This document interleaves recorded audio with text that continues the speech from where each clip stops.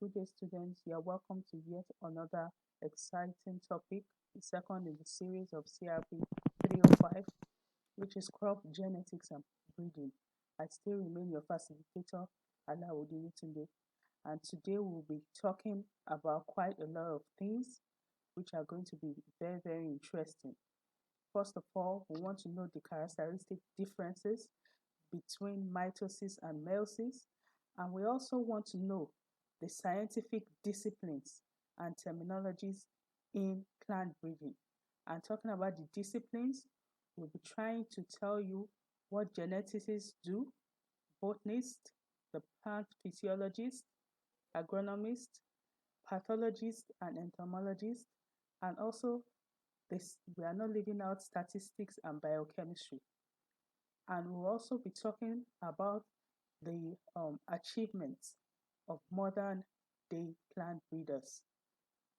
After that, we'll be discussing some gene symbols and terminologies because from time to time, we'll be using all these terminologies as we go on in the series of the lecture. And first of all, we want to know what the gene is and the characteristics of a gene.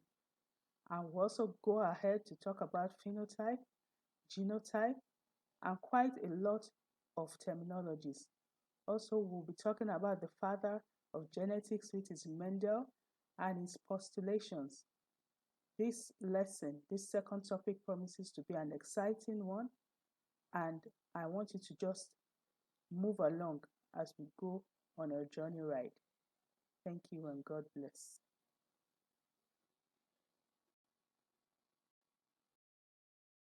Like I said in the previous slide, this is the second topic in its series, and my name has not changed. It's still Alauddin today, with my email address boldly written on the screen. Right now, we want to be talking about the characteristic differences between mitosis and meiosis, like we talked about in the previous class. I showed you a video of what the process of mitosis is all about. So, there are significant differences between mitosis and meiosis, which are the types of cell division. So in mitosis, the first point here is that two products or daughter cells are produced per cycle. So for every cycle of mitosis, two daughter cells are produced, while in the case of meiosis, four cells or four cellular products are produced per cycle. So that is a significant difference. Also, secondly, in mitosis, the genetic content of the mitotic products are identical. Okay, you have the exact splitting in two of whatever the content of the products are. While in the case of meiosis, the genetic content of the meiotic products are different. Okay, and this is because mitosis takes place in the nucleus, while meiosis takes place in different cells. Okay, so the products that you get from mitotic division are usually identical, while for meiotic divisions are different. Now, the third characteristic difference is the chromosomal number. Okay, so in mitosis, the chromosome number of the daughter cells is the same as that of the mother, while in meiosis, the chromosome number is half of that of the mother. So these are differences between mitosis and meiosis. The fourth point here is that mitotic products are usually capable of undergoing another mitotic division. So in mitosis, they divide into two. Each cells again will grow to a point, divide again, so they are capable of undergoing additional mitotic division. While in meiosis, meiotic products cannot undergo another meiotic division, but they can undergo mitotic division. So we are talking of meiosis and mitosis following meiosis. You cannot have meiosis following meiosis. You can only have mitosis following meiosis. While in the case of mitosis, you can have two processes at the same time. And the cells that normally occur in mitotic division are somatic cells. Yes, they are somatic cells. That is at the cells of the um we are talking about the somatic cells. While in meiosis, the as meiosis occurs in specialized cells. I was telling you that is why um the products of meiosis are usually different.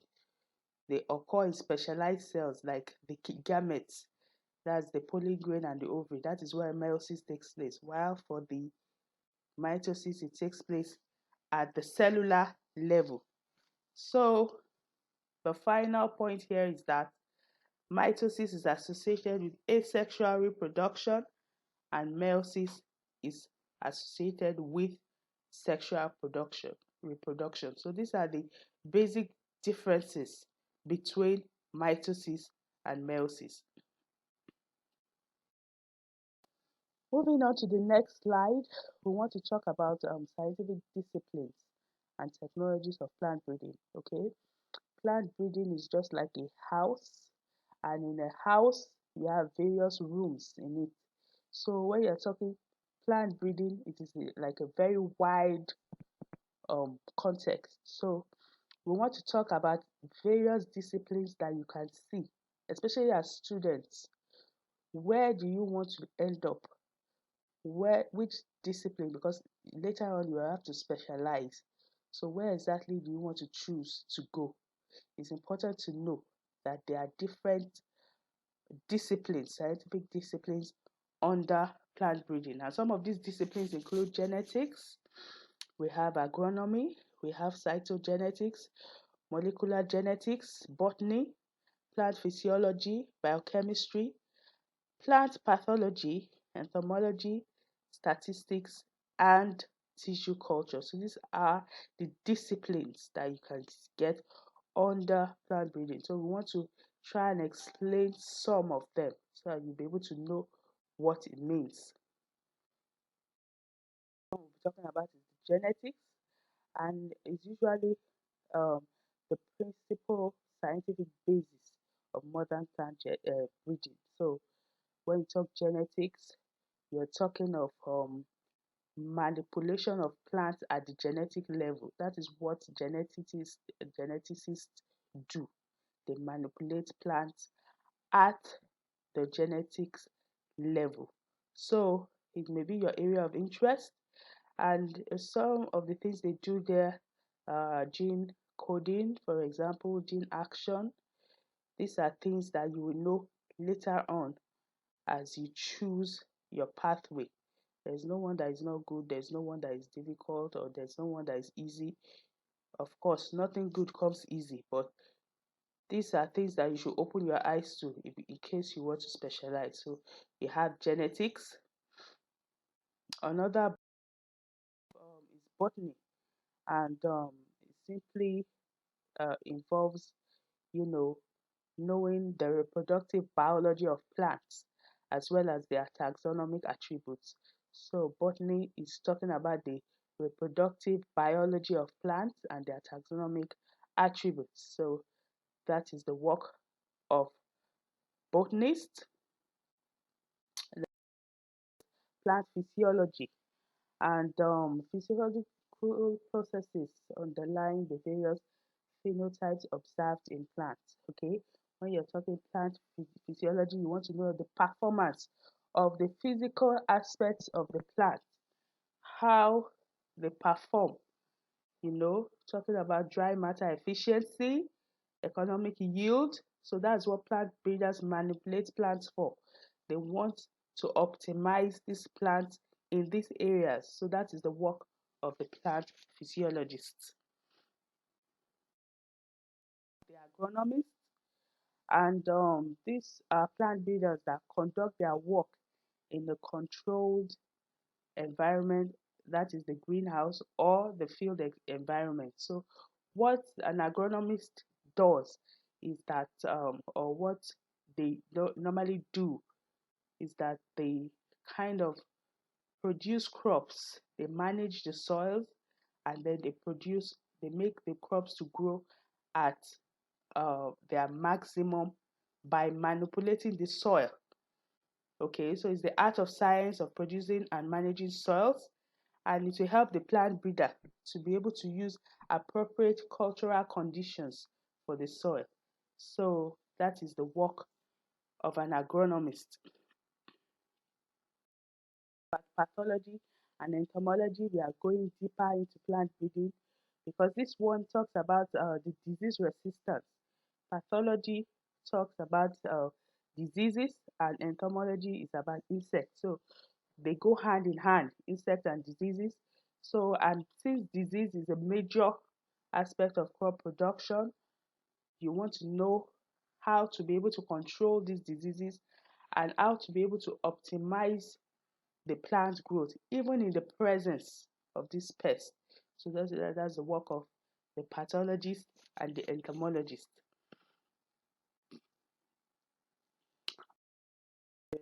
Statistics, um, these statisticians, what they normally do is that they go into the principles of research, design, and analysis. That's what they do. They work mostly with data. Okay, whatever results you get on the field, you do it on the computer, where they will run it through various programs, and then at the end of the day you get results. So their knowledge is essentially for effective designing of the field and laboratory studies, and also they are important for computer the manipulation. They record data, they keep data, and they manipulate data also. So that's the work of um, the statisticians. Biochemistry, and in the era of biotechnology, plant breeders need to familiarize themselves with the molecular basis of heredity. So that's what the biochemists do. They manipulate at the molecular level, okay, using gene markers and gene transfer techniques, so many advanced techniques that are used now. So that is what biochemists do. They introduce the chemical aspect of biology into plants. So that is also a field of plant breeding. Now, we've been talking about plant breeders all the while. What is their achievement? Why do we need plant breeders? Why are they important? So we want to talk about the achievements of modern day plant breeders. And the first achievement here is to increase yield. Basically, increase yield. Okay, make one plant to yield a lot of fruits, increase yield. And the second one is the enhancement of compositional traits. The third one is crop adaptation. We want to make every crop to be stable in different environments.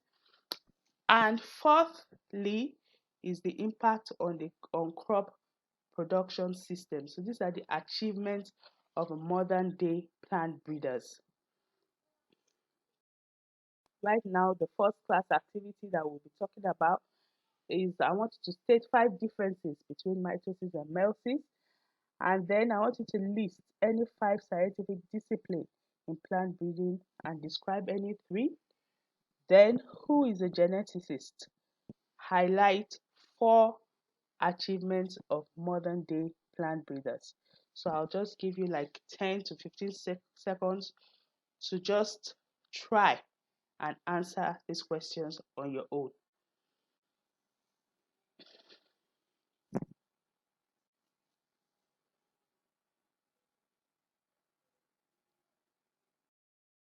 Moving to the next topic on the agenda, we are talking gene, symbols, and terminology because we will be using these terms as time goes on.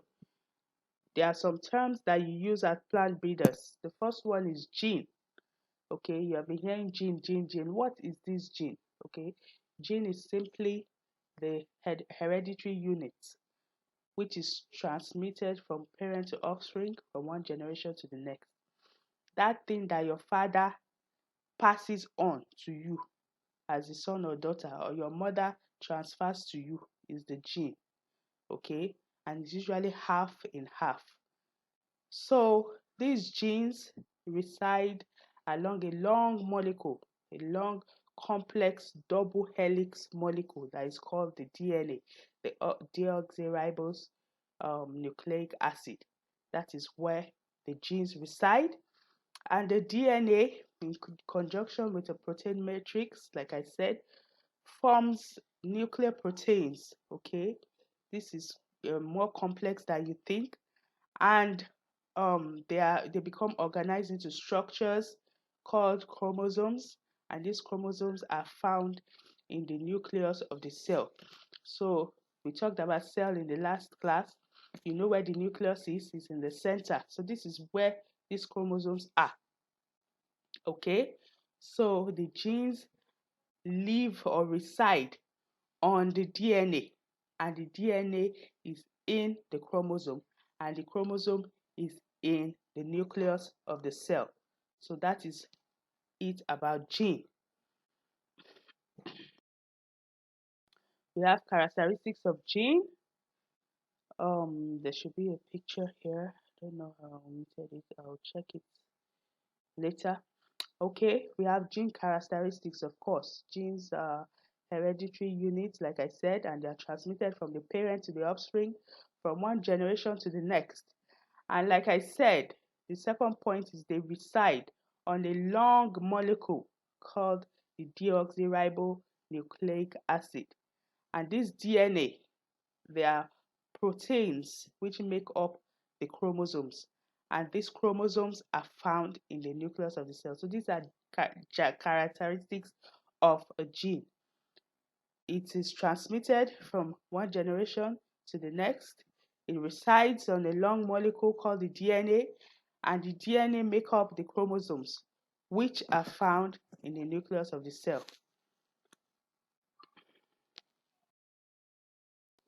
Also, the behavior of genes is parallel to that of the chromosomes. So each gene that occupies a specific position on a chromosome is called the gene locus, and the plural for locus is loci. So the position on this chromosome is the one that is called the gene locus. Also, all genes on a single chromosome form what is called a linkage group. These are gene characteristics. It's better for you to know about 5 of them. So they form a linkage group, so they are transmitted together. So wherever the chromosome goes, it carries its genes in its linkage group. Like I said, they are usually transmitted together. Okay, so linked genes are not transmitted independently. That means you cannot separate the gene from the chromosome. Okay, they are usually transmitted together. And genes in different linkage groups are transmitted independently of each other. You will get to know that later when we talk about Mendel's law. You will know that there are some genes that are transmitted dependently and some independently of each other. So as time goes on, we'll be able to expatiate on these gene characteristics.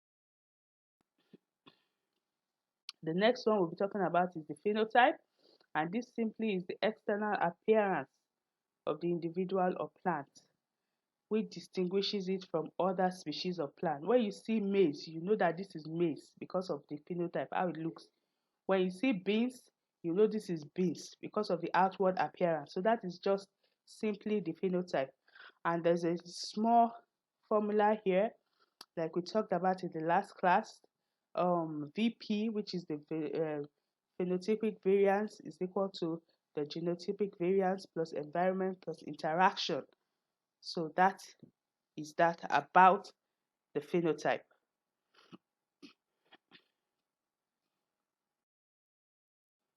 So after talking about phenotype, we want to talk about genotype. Genes and genotypes are not the same thing. Okay, genotype is the genes that are produced or possessed by an individual. Okay, all the genes that are possessed by an individual, and this genotype is usually inherited. Okay, from one's parents. It's usually passed down from the parents. So we have a term that is called homozygous. Homozygous is the union of gametes carrying identical alleles. Okay, union of gametes carrying identical alleles. They produce the homozygous genotype. And homozygous simply means you're producing one kind of gamete. So a population is a group of sexually interbreeding individuals. Okay, and the capacity to interbreed implies that every gene within this group is accessible to the members. Like you have a population of maize, for example, on the field. You know, maize, they are alike, so they can interbreed between each other and then form all manner of phenotypes at the end of the day. That's what they are trying to say. What you are crossing, you cannot cross maize with cowpea. You can only cross maize with maize, cowpea with cowpea. So that is how a population works. Excuse me. Gene pool, on the other hand, is the total number and variety of genes and alleles in a sexually reproducing population that is available for transmission to the next generation. So the gene pool is where you can go and get your genes. When you want to do your crossing, you have a selection, different um, attributes, different characteristics that you can go and pick. If it is the color of the plant you want, if it is the flower color, if it is the stem, the leaf shape, whatever, you can get it in the gene pool. So that is a total and variety of genes and alleles in a sexually producing population.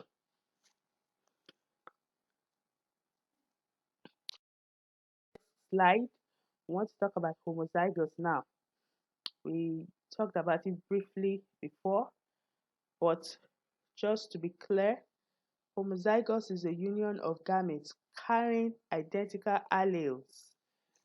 This is what I mean by alleles in a written form. You can see that you have AA. This is an allele. You can see that you have small a, small a. This is another allele. So when you are talking about homozygous, you can see that they are the same. Capital A, small a, small a. These are homozygous alleles, homozygous genotypes. But this capital A and small a is not homozygous. You can see that it's quite different. So it is heterozygous. So homozygous is identical alleles that produce the homozygous genotype. And in this monohybrid cross, that's crossing of one gene, you can see the alleles here, AA, crossing this. So at the end of the day, you get this kind of genotype. And this is the phenotypic ratio of any monohybrid cross. And a pure line is a group of individuals with similar genetic background. Okay, a pure line is a group of individuals with similar genetic pure background. So it's usually referred to as the line of variety. And matings between homozygous individuals usually produce pure line. Okay, it breeds true. You get the same thing. If you keep planting it for years, you get the same thing. It does not change. So that is what a pure line is. Homozygous, like I showed you the other slide, is a union of gametes carrying different alleles.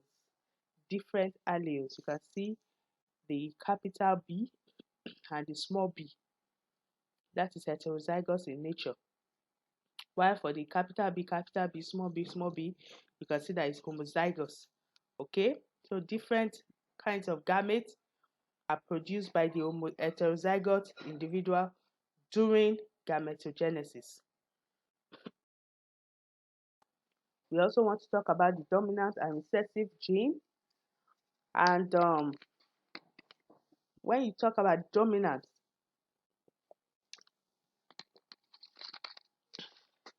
excuse me, when a pair of alleles, you know what alleles is now, like this. This is a pair of alleles, this capital B. When a pair of alleles comes to its phenotypic expression, only the homozygous genotype, then the allele is said to be recessive. Yes, let me try and explain this to you. Because like I told you, phenotype is what you see, the physical appearance of your crop, your plant, that's the phenotype. So when you perform your crosses, you get your offspring. So that thing that you see will resemble one of the parents. So that one that you see in the offspring is the dominant trait. It will definitely resemble one of the parents. So one of the parents is usually dominant over the other one. Okay? One is dominant over the other one. That is why when you see the offspring, you see that it either resembles parent A or parent B. If it resembles parent A, that means that parent A is dominant. But if it now has another different, like you can see in the diagram here, this is what they cross together. Look at this B, this is the male, this is the sign for male, that's the pollen. This flower is purple, the female too is purple. So they cross both of them together, and this is what they get. See, look at, they get 4 different kind of plants.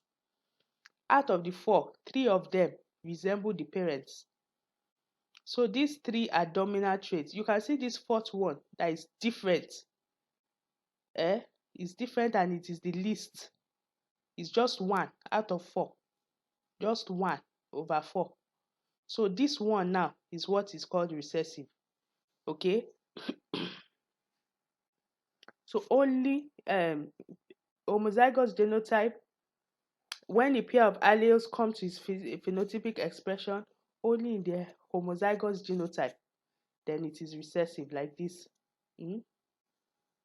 But when it expresses in the heterozygous, then it is dominant. You can see these ones are in the heterozygote, they are dominant, but this is recessive. So that is what it means. Now we want to talk about Mendel's experiment. Excuse me. And what Mendel did was that he crossed a tall and dwarf sweet pea, you know, these sweet beans. Okay, so he got a tall variety and a short variety. So he placed the pollen of the short one on the tall one, and he now got a result, which is the F1, the first filial generation. When you cross 2 parents, the offspring is what we call the first filial generation.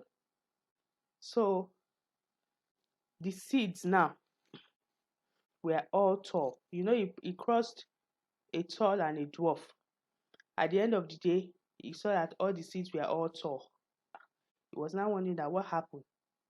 So what he now did was that he now took the seeds and he planted it. He crossed it to each other. The seeds crossed them to each other. And when you that's what is called selfing. You cross them to each other, you make them to each other, and then you produce what is called the F2 seeds, the second filial generation. So this time now, in the second generation, they're different. They were planted, and at the end of the day, he saw that some were tall and some were short in the ratio 3 to 1. Okay, in the ratio 3 to 1. So three for every three tall plants, there's one short one. For every three tall, there's one short one. So it was really really exciting, and that was just the beginning of crop breeding. That's just the beginning of crop breeding. So in the first generation, it was 3 to 1. But in the second filial generation, the genotypic ratio was 1 to 2 to 1. One homozygous, two heterozygous, another one homozygous.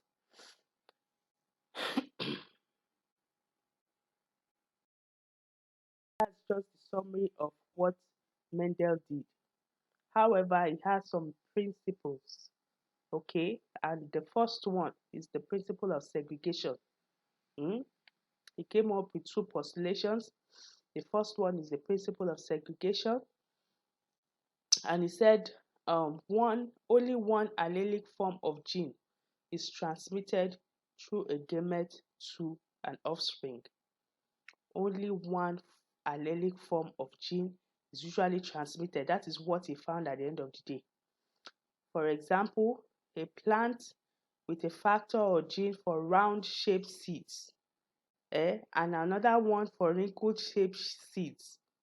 It is only one that can be transmitted to the offspring. Either the offspring is round-shaped or wrinkled-shaped. You cannot see the two on a plant. And alleles are capable of segregating. Segregation simply means separation. So alleles can be segregated, can be separated into different sex cells, and this is what Mendel called the process of splitting alleles. So at the end of the day, he had two main laws. That's the Mendel's law. We have the law of segregation and the second law of independent assortment. And the law of segregation or separation means just states that paired factors segregate during the formation of gametes. When gametes want to be produced, when they want to be formed, certain factors will split. That is why in plants, you can only find some things on the male and you can find on the female. You cannot find them mixed together. Okay? So they are usually formed in random fashion. They are usually formed in random fashion. And the second law, which is the law of independent assortment, states that when two or more pairs are considered simultaneously, the factors for each pair or trait is sorted independently to the gametes. It simply states that when two or more factors are considered, these characteristics separate independently. They do not separate, they do not go on their own. They are separated independently into gametes. So those are the Mendel's laws. For your second class activity, I want you to define the following terms: gene, phenotype, genotype, homozygous, heterozygous, pure line, and Mendel's law of inheritance. I'll give you 10 to 15 seconds for that.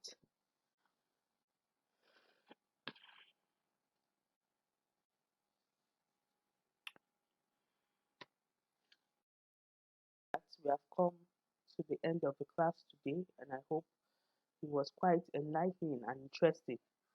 I hope to see you again next week, God willing. Thank you and God bless.